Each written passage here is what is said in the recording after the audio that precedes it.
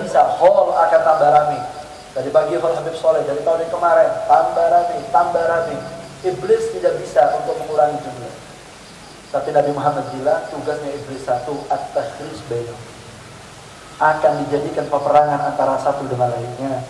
Majlis ini akan ditu dengan majlis satunya. Masjid ini anggota takmirnya akan dibuat tukar. Masjid satu sama masjid lainnya iri-iri. Anggota ormas satu dengan ormas lainnya akan ditahris, akan diadu domba untuk peperangan. Habaib dengan kiai akan diadu domba, ulama dengan juriya akan diadu domba. Sudah tugasnya iblis itu. Wa junudi dan juga para pasukan iblis, ya gitu kesibukannya. Tapi orang yang mendapatkan malam Lailatul Qadar, yang diterima Ramadannya, yang baru saja kita lewati bulan yang mulia itu, maka dia tidak akan berpengaruh dengan itu semuanya. Bersih hatinya. Karena amal yang diterima akan memberikan hati yang bersih, dan hati yang bersih inilah akan menjadi hati yang disifatkan oleh Allah, hati yang akan masuk dalam surga. Allah berfirman, wa naza'na ma fi qulubihim min ghillin ikhwanan ala sururin mutaqabilin.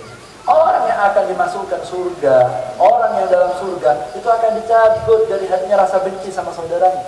Min ghillin ikhwan, akan hilang di hatinya benci kepada saudaranya. Dia tidak benci dengan orangnya, tapi benci dengan perbuatannya. Ketika orang itu taubat kembali sama Allah Ta'ala, hilang perasaannya, menjadi orang yang baik lagi dia. Dia dah setuju dengan maksiat, maaf. Tapi ketika orang itu kembali bertaubat, welcome, kita terima lagi orang tersebut. Karena itu ajaran suci dari Nabi Muhammad SAW. Dan ketika orang akan dimasukkan surga, dia punya hati yang seperti ini, ikhwani. Bersih hatinya. Maka hati yang seperti inilah hati yang akan selamat. Rijallahi bi qalbin munawwar, musaffa min jami'id danas tayyib, mutahhar. Kata Habib Abdullah Haddad, mereka para aulia bukan yang baca kitab. Wali itu bukan yang tahajud. Wali itu yang bukan yang ibadah sampai batuknya hitam. Bukan yang diiktikaf di masjid, wiritan tasbihnya sampai pedot, boten. Tapi wali itu adalah rijalillahi bi qalbin munawwar.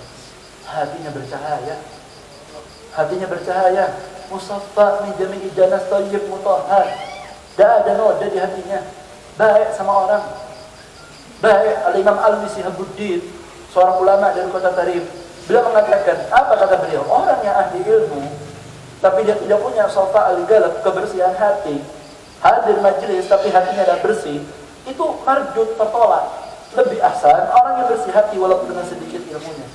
Karena yang menjadi penilaian itu adalah hatinya, bukan daripada keilmuannya. Ketika hatinya bersih itulah, maka dari itu Syekh Abu Bakar bin Salim memilih kebersihan hati untuk keturunannya, karena tahu bersihnya hati itulah adalah modal untuk bertemu dengan Allah. Hati yang bercahaya inilah hati yang bisa menatap wajah Nabi Muhammad SAW, yang mampu menatap surga Allah Ta'ala. Hati-hati yang seperti inilah hati-hati yang didekati dan dipeluk oleh Nabi Muhammad SAW. Paham? Nah, lemas kabeh, paham ini? Kalau sudah lebaran, selesai sudah. Untuk dulu Beb, ya kan dulu. Tapi sampai nggak tahu Beb, ya sudah, selesai. Sampai mati saya Beb mau benci loh. Ya sampai gimana terus? Sudah selesai, bainu wa bainallah. Orang itu buat salah sama kita, bukan tugas kita balas. Terus mau didimkan Beb, nanti dia urusan sama Allah Ta'ala. Tugas kita berbuat baik. Sampai tahu, Nabi Muhammad pertama kali pindah dari Mekah ke Madinah, apa yang dilakukan Rasulullah? Apa? Bangun masjid? Bukan. Apa? Bangun pondok? Apalagi? Ngarang kitab? Tidak. Yang dilakukan Nabi Muhammad mempersaudarakan orang-orang dari Mekah dengan orang-orang yang di Madinah. Karena yadullah alal jamaah. Kekuatan akan turun pertolongan Allah selama kita masih mau bersatu. Dan tidak bisa Pak orang bersatu kecuali orang yang salah satunya itu bersih hati. Ngalah, melupakan kesalahan orang dan mendekati semua saudara kita sesama muslim adalah saudara. Ketika dia buat salah, kita tidak setuju dengan nasihatnya. Tapi saat dia kembali, minta waktu, minta peluang untuk kembali kepada kita, ada tak mau dihalangi? Buka hatinya. Karena majlis ini bukan majlis balas dendam, tapi majlis kita adalah majlis yang diajarkan oleh Nabi Muhammad. Idhabu wa antum tulaqa. Ketika Fathul Mekah, orang yang dulu jahat sama Nabi Muhammad, Rasulullah mengatakan, mengatakan idhabu wa antumul tulaqa, silakan pergi, semua kalian bebas merdeka. Hari ini bukan hari balas dendam, tapi hari ini adalah hari cinta. Saat yang lain datang, disitulah kebersihan hati yang diajarkan oleh Nabi Muhammad SAW. Ketika orang mukmin sudah bersatu, Allah Ta'ala mengajarkan kepada Rasulullah untuk buat masjid. Ketika buat masjid juga diperintahkan untuk sholat jamaah supaya orang-orang bersatu. Li'anna arwahul mu'min idza talaqat tasyaqat wa idza tasyaqat tahadat. Karena arwah orang mukmin kalau ketemu akan saling rindu, apabila saling rindu tahadat, akan saling cinta satu dengan lainnya. Maka majlis seperti ini, hadirin rahimakumullah, kita menyadari kehidupan kita yang pendek, hati kita yang bersih itulah modal untuk kita ketemu dengan Allah. Habib Saleh Pak bin Muhsin Al-Hamid jadi wali besar, jadi kutub, bukan karena amalnya, bukan karena ilmunya, tapi karena kebersihan hatinya. Baik sama orang itu tidak punya benci, khayir sama orang semuanya baik, diperlakukan dengan istimewa oleh Habib Saleh bin Muhsin. Dengan hati yang seperti inilah hati yang selalu dicatat oleh Allah Ta'ala, sehingga apa yang terbesit di hatinya, keinginannya dikabulkan oleh Allah Ta'ala. Hati yang bersih inilah hati yang tidak pernah maksiat, hati yang bercahaya inilah hati yang dekat dengan Nabi Muhammad SAW. Semoga majlis ini menjadi penyebab Ramadan yang kita lakukan kemarin diterima oleh Allah Subhanahu wa taala, sehingga betul-betul hati kita menjadi hati yang bersih. Amin Allahumma shalli ala Muhammad. Sebagai penutup, bagaimana diceritakan orang-orang dulu itu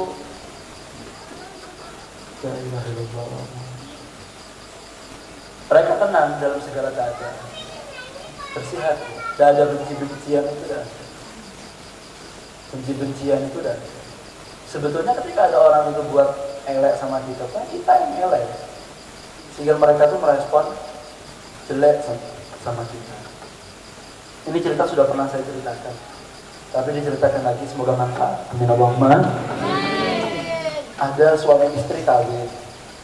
Ini kisah nyata ya, kisah nyata. Suami istri kawin, namanya pengantin anyar, bahagia. Namanya pengantin anyar, bahagia. Ngalor ngidul bareng, kabur ke timur, lengket. Pengantin anyar.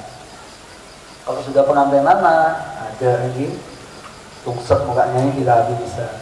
Yang rapat-rapat di jalan itu pengantin anyar, apa yang pacaran yang haram mau dibilang. Tapi kalau sudah tua-tua, apa?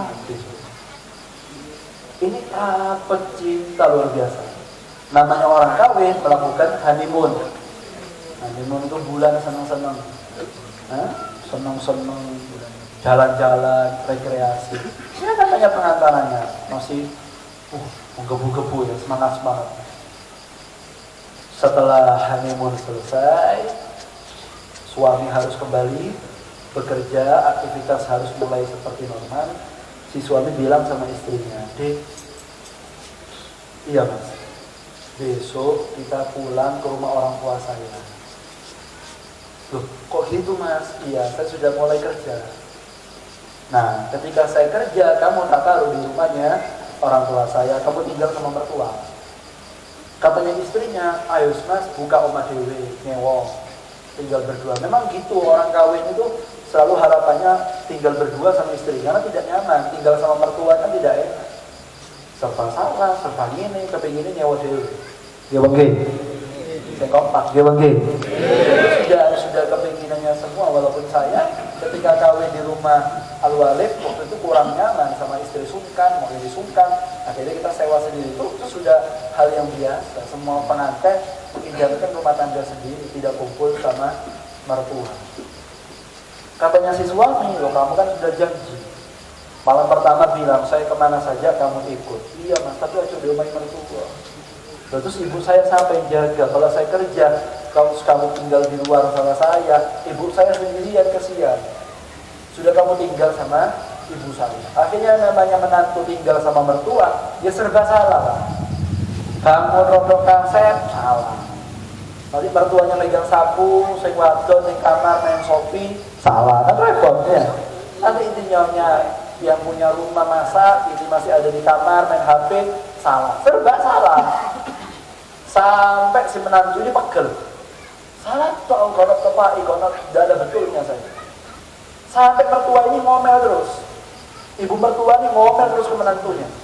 Sampai menantunya ini nangis sama suaminya, "Mas, ayo mas, tidak oma mas, gak kuat aku mas, karena waktu sampean, ya mu itu aku mas, gak kuat aku." Karena suaminya tidak tetap tinggal sama orang tua saya. Malah dimarahi, "Kau kok berani ngelok orang tua saya? Tidak boleh, kok orang tua saya, orang tua kamu. Mertua itu sama seperti orang tua." Bukan.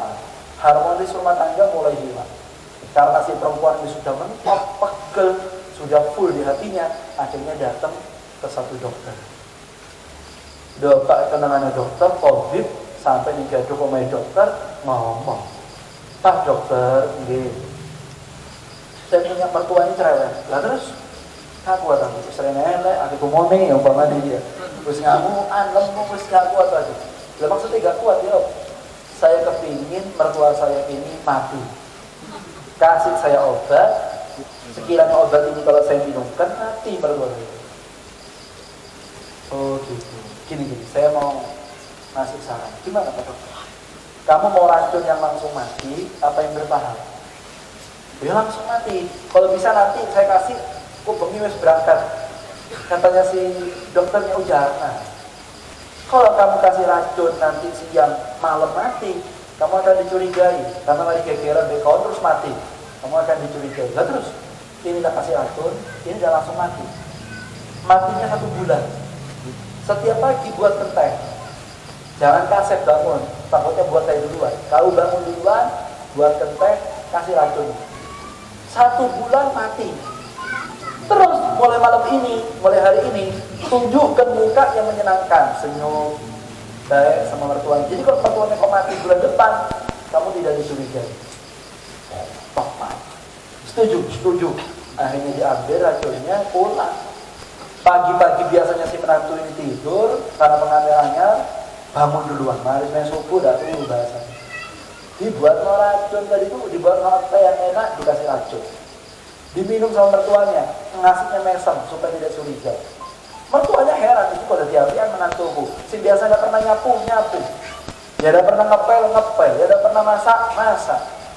Biasanya jemuran tidak direken, dilempit apian. Mertuanya biasa nggak pernah dipijat. Karena disuruh dokternya, suruh buat baik. Karena kalau mati bulan depan, supaya tidak dicurigai. Terus begitu 1 hari, 2 hari, seminggu, 2 minggu, 3 minggu, ternyata mertua yang dulu ngamuk-ngamuk, sekarang berubah menjadi cinta. Semuanya dikasih ke menantunya. Akhirnya menantunya nangis datang ke dokter, "Pak dokter, ternyata mertua saya baik. Jangan sudah, saya kepingin mertua saya mati. Saya kepingin mertua saya hidup, Pak dokter, jangan mati." Apa kata dokter? "Ya tidak bisa. Orang racunnya sudah dikasih, ya berarti tinggal waktunya sudah mau berapa." Nangis menantu. "Jangan Pak dokter, saya minta penawar." "Oh tidak ada penawarnya. Kesian mertua saya baik. Ternyata baik. Dulu saya yang sikapnya tidak baik sehingga dia ngamuk-ngamuk. Ketika saya ubah sikap jadi baik. Jangan mati dokter." Apa kata dokter? Nah, kamu tahu? Selama ini saya tidak pernah ngasih racun. Nah terus serbu apa itu? Puyer apa itu? Itu puyer vitamin. Vitamin, iya. Karena saya tahu penyakitnya itu bukan di racun. Penyakitnya itu hatinya kamu. Ketika kau punya sikap yang jelek, akhirnya mertuanya bersikap jelek. Ketika kau bersikap baik, akhirnya mertuanya bersikap baik. Jadi mertuanya kau bukan tambah sakit, tambah sehat. Nangis, pulang si menantu. Diparani mertua lima, alhamdulillah nak urung mati sampai saya. Urung mati, alhamdulillah, polos sak mater ya man. Hidup ternyata sampai. Katanya dokternya penyakitnya itu di kamu. Nah gitu adalah hadirin rahimakumullah, monggo dalam nuansa lebaran ini sudah bersihkan kita punya hati. Fitnah yang ada tidak usah ditolak. Sikap orang jelek kepada kita ya itu karena kita yang kurang baik. Coba kita rubah al-mu'min mir'atul mu'min. Kalau kita baik sama orang, insya Allah orang akan merespon baik dengan kita. Sekalipun tidak merespon baik, terserah. Itu urusan dia sama Allah. Yang penting tugas kita dari Nabi Muhammad bersikap baik. Dan hati yang baik inilah modal untuk kita bertemu dengan Allah. Yauma la yanfa'u malun wala banun illa man atallaha biqalbin salim. Semoga hati kita dibersihkan oleh Allah. Semoga amal yang kita lakukan diterima oleh Allah Subhanahu wa taala. semoga Ramadan yang kita lewati, tadarus kita, ngaji Al-Quran kita, iktikaf kita, munajat kita, tasbih kita, tahajud kita, memberikan buka puasa kita, ibadah kita di bulan Ramadan semoga diterima oleh Allah Subhanahu wa taala. Bacaan Quran kita semoga diterima oleh taala, dan semoga kita termasuk orang-orang yang dipertemukan dengan malam Lailatul Qadar, sehingga dari majlis ini semoga pulang dari tempat ini hati kita dibersihkan oleh taala, segala benci dengan saudara kita dihilangkan oleh taala. Ya Rabb, kami tidak punya benci kepada saudara kami ya Rabb. Kami terbawa nafsu, kami terbawa fitnah ya Rabb. Bersihkan hati kami ya Allah, jauhi dari segala fitnah ya Rabb. Berikan persatuan kepada umat Nabi Muhammad, satukan para habaib ya Allah, satukan para kiai ya Rabb, satukan para anggota majlis ya Rabb. Jadikan hati kami hati yang bersih ya Allah. Apabila tidak saat wafat kami, bersihkan hati kami ya Allah. Ya Rabbi, kami takut dengan kubur. Di majlis ini kami minta bersihkan hati kami ya Allah. Keberkahan guru kami yang hilang karena perbuatan dosa yang kami lakukan, kembalikan lagi di majlis ini ya Allah. Bersinar di hati dan wajah kami ya Rabb. Semoga cahaya sholawat bersinar di hati kami ya Rabb. Cahaya zikir bersinar di hati kami ya Rabb. Bersinar di wajah kami dan seluruh tubuh kami ya Rabb. Berikan kami rezeki yang halal yang barakah. Yang berikan hutang piutang semoga diberikan jalan keluar oleh Allah Subhanahu wa taala. Amin. Kita mohon kepada Allah Subhanahu wa taala, semoga kita yang buddha hawa nafsu, pencipta dosa ini, apabila tiba saatnya wafat sebelum kami meninggal dunia, izinkan kami taubatun nasuha. Ya Rabb, izinkan kami taubatun nasuha. Izinkan kami taubatun nasuha, sehingga kepala sampai kaki kami bersih dari segala noda, sehingga jasad ini masuk kubur hati kami dalam keadaan bercahaya, hati kami membawa ma'rifat, hati kami membawa mahabbah, hati kami membawa rahmah, sehingga kami layak untuk menatap wajah suci Sayyidina Muhammad.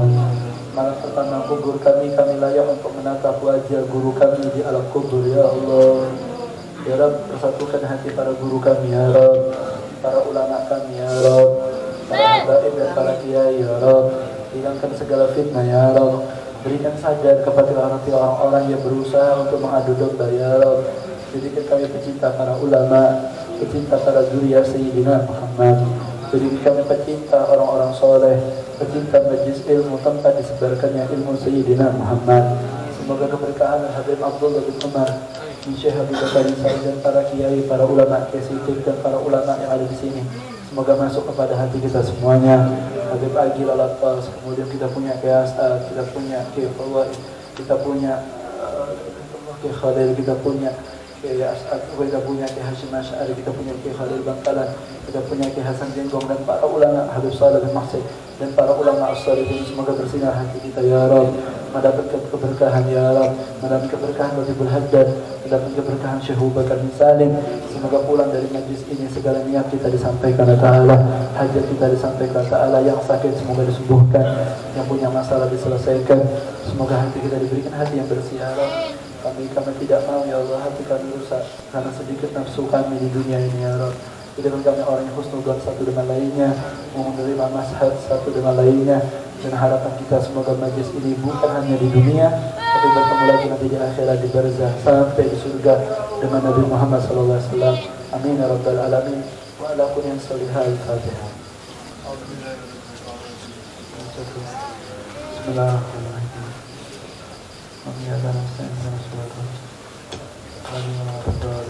Kurang lebihnya saya mohon maaf, khususnya kepada para kiai, para ulama, para habaib, mohon maaf yang sebesar-besarnya. Dalam kesempatan ini Al-Fakir juga mengucapkan ya izin, mohon maaf lahir dan batin. Saya mohon maaf yang sebesar-besarnya. Hadir ini walaupun minkum. Assalamualaikum warahmatullahi wabarakatuh.